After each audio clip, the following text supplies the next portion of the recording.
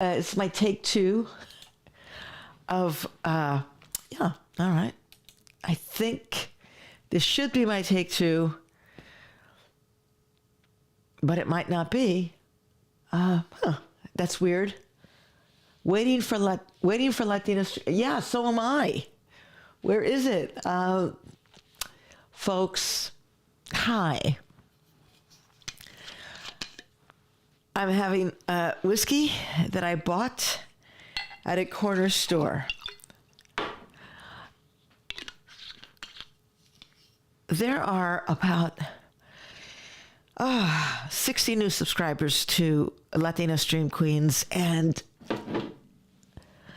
I want to thank you. I started this channel in January of this year, 2022, and then I was being very good and diligent, and I had 160 subscribers, and then nothing for a couple of months, and then because it was my birthday yesterday, still technically June 16th, I did just shameless plug for this channel, and I want to thank all of you 60, 70 people who have subscribed to Latina Stream Queens.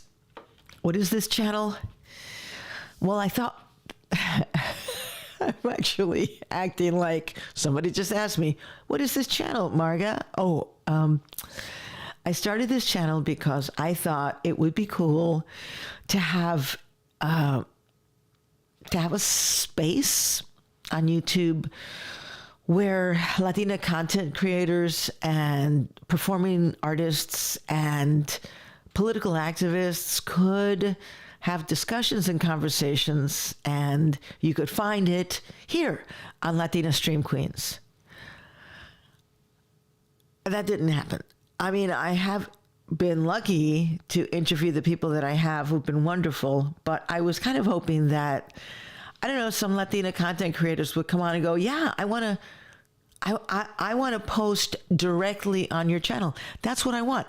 I don't want to be the person I have a YouTube channel. It's like, it's my name, but I wanted to do this. I wanted to curate something, create something. And anyway, going to drink a little bit of bourbon, and here's to all of you new subscribers. I mean, some of you got Google accounts just to subscribe. I think you're not supposed to do that on YouTube, but now that you subscribed, I think you can see a notification bell. Click that, and it'll tell you when I'm going to, when I'm live or when I've posted a new video.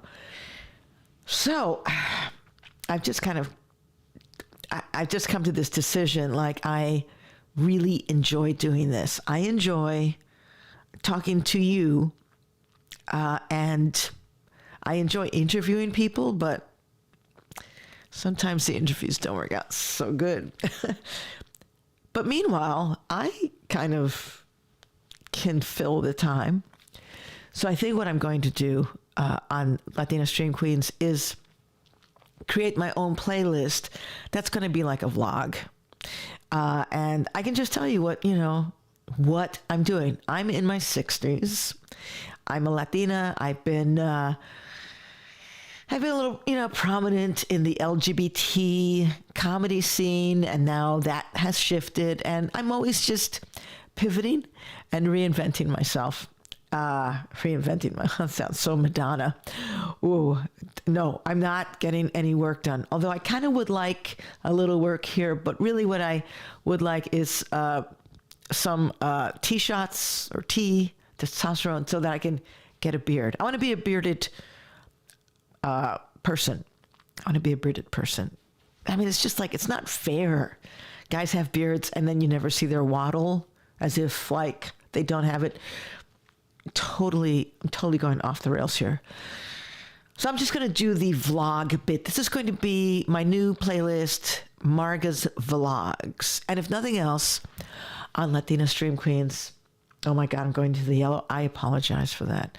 If nothing else, on Latina Stream Queens, there will be a vlog. I am going to fucking talk into the camera. That is very nice camera. And I'm just going to tell you what's been happening this week or daily. I mean, who knows? I can't make any promises. I've made so many promises on YouTube and totally failed or reneged or I can't even think of the word. I'm very, very tired. So I'll tell you what today was like. I've been starting something on this channel that Suzanne Laurie Parks, a pretty amazing playwright, was doing during the quarantine, which was like watch me work, and you would log on to, I think it was out of howlround.org, out of the public theater, and it basically would go and you would see her Zoom window writing, and then the rest of us were supposed to write. And then after about 45 minutes, the timer would go off, and then people would just, talk about where they're at being theater makers in the pandemic. And I also have another friend, Patty Meyer, who has been doing for a long time. She's an entrepreneur. She has a company called Biz Magic, helps women entrepreneurs. And for the longest, and when she was just getting started, she was just like, she was my lighting and sound operator and technical director of a theater. And then she totally pivoted and she became an entrepreneur, and then an entrepreneur who coaches others and helps them amplify their business and with great results. But when she was just getting started, she would do something on Facebook, which was called co-work. And I've never heard of it. Maybe it's the thing, but I just know that Patty did it. And she would go on Facebook Live, and she would just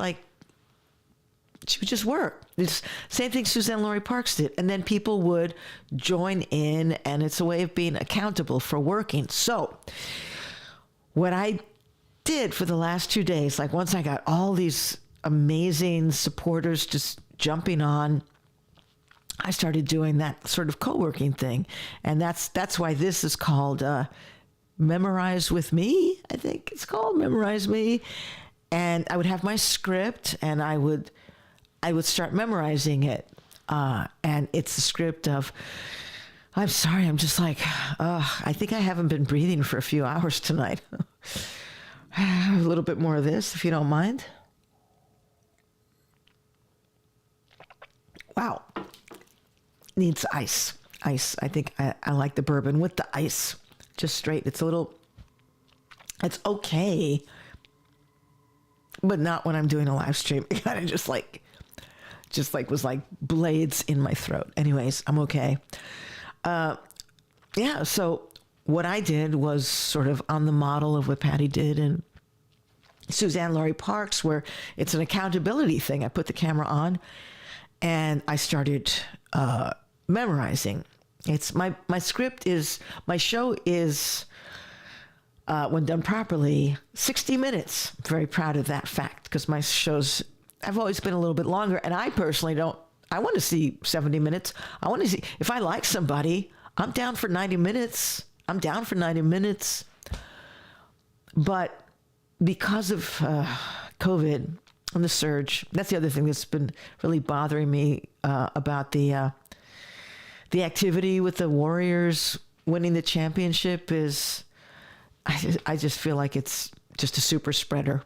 People, you could enjoy the fucking basketball game, and no offense, the Warriors are great, but it's just you can fucking go to a bar and watch the basketball game and put a mask on. You're in a bar, you're cheering, you're spitting, and people are going to get sick. We have okay, not going to talk about that. I'm going to talk about my little co-working thing. So I put an overlay with text explaining what I was doing.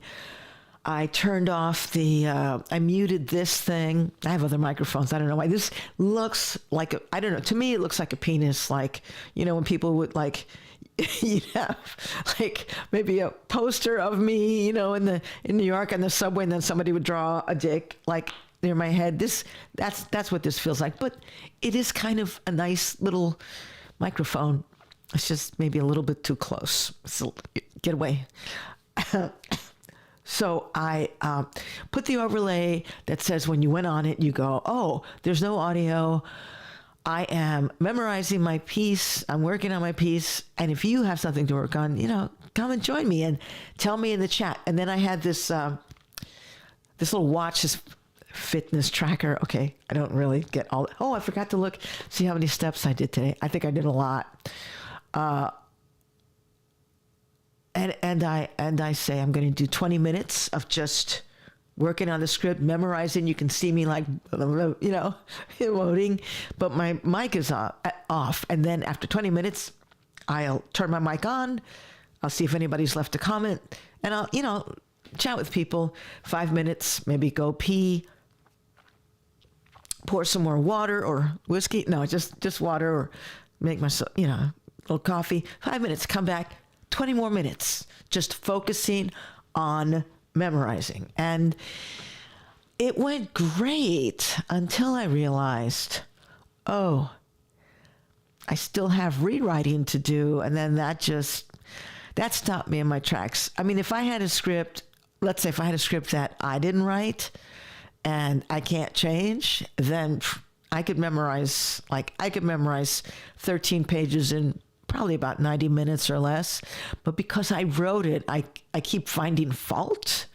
Not that I don't find fault with other scripts, but I can change, I can improve this. And so I would just stop on page 3 or page 5. And it's like, no. I thought I had this, but I've got to do it again. And so I started, basically the rewrites today was making cuts on the script because I want to keep it in an hour, because I feel like if people are just wonderful enough to come to my performances, I want to be able to get them in and out of the studio theater in 60 minutes. So that's what I did tonight. But last week, I didn't know my script. And then I was like, that's okay. I can do this. And then it was like, I sort of approximated what I'd written. And then I started ad-libbing, and I added 10 minutes. So my show was 70 minutes. And today I just cut. I went in, and it's like, you know what? Nobody cares. Cut. I said that already. Cut. And there might be even more that I cut. But right now, if I know the script and I am done cutting and tweaking, then I can memorize this, and I know that I have a show that ends in 60 minutes. And that would be a wonderful thing. So I do the show again tomorrow. But today was the first, like I do Thursday, Friday, and Saturday. And today was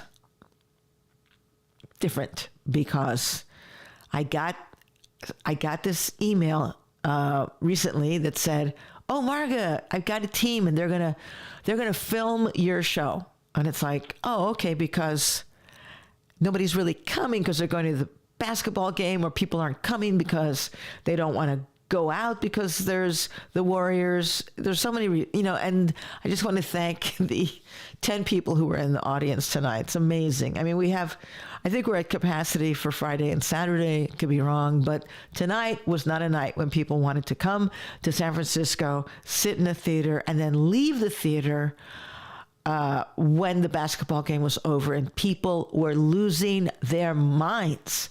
And that's what happened tonight. However, this is I'll say it's my third performance. And the other two performances, I had cheat sheets. And the first performance, I just had my glasses on and read from the script. There was no other way because of all the changes I was doing. Tonight, because there was a film crew, I didn't want to wear my glasses because of vanity. So I just pulled it out of my butt, my culo, and I did the show. And the weirdest thing was that really just a few minutes before the show was to start, I was fantasizing, canceling. I was just like, I was fantasizing coming up with some reason, or passing out, or feigning, hiccups, and there was really no way out. I mean, the team at Bravo is so amazing. So I went on from the beginning to the end. Had the film crew, like 4 cameras, microphones on the floor. It's like, oh, geez, because we didn't really have the audience, so we didn't hear people laughing. But because this is a show about using your imagination, I use my imagination to pretend. When I go, all right, everybody, when we count to 3, and there was no sound, I go 1, 2, 3. And so, there's a recording of tonight's performance, and the audience was like, they were so wonderful. They really were. I mean, these are people who they went to a lot of trouble to come to the show. And I'm not, it's a work in progress. And, oh, sorry, I kind of just sniffled right into the mic. But at the beginning of the show, Stacy, Anastasia Koyara Powers, she's the executive director of Bravo. I always say artistic director, but I think more the executive director. And she's so nice. And she's just like, do you need anything? That's like, I'm sorry I can't go to this show tonight, but doing box office because we're understaffed. And it's like, it's okay. And then I'm going on a retreat tomorrow. And it's like, yeah, it's okay. And then I said to her, I just don't know. It's like, we don't have a lot of people. I said, should we just stop the run? Can we stop the run? And then she just goes, it's a work in progress. Just do it. And I was like, okay. So that was pretty great because Stacy and I met when we worked in the San Francisco Mime Troupe. And there's a documentary about the San Francisco Mime Troupe called Troopers. And that's what you do. If there's M80s exploding outside of your theater, you just keep going. And I guess I'm a trooper. And I learned from the best. And so she'll never see this. But I want to thank Stacy and everybody at Bravo. 2 shows tomorrow. And then 3 shows next weekend. And then this work in progress is over. I think tonight, with a small audience, 10, maybe 9. Anyway, there were some people there, and I counted the film crew as people. So, so I think tonight I actually made a huge breakthrough because I went on, I performed, and I didn't read, and I just like, I know it, and I just pulled it out of me. And there was nothing too embarrassing, really, until the end, when I sing like 2 verses of John Lennon's Imagine, and I couldn't remember. I started with verse 2, and it goes, imagine there's no country. It isn't hard to do. Nothing to kill or die for. It goes on and on. But I started, it's like, oh, we all know this song. And I go, imagine there are countries. And it's like, oh, no. I mean, imagine there's no countries. And it was like, God, my last little poignant moment ruined by lack of brain cells. But the audience loved it. I mean, and that's, I think, what separates going to see live theater and especially a work in progress. You got to be amazing if you come to that. And I think that I am the kind of audience that loves the work in progress. I'd love to see a show at this level, and then I like to see it, when it is officially opened.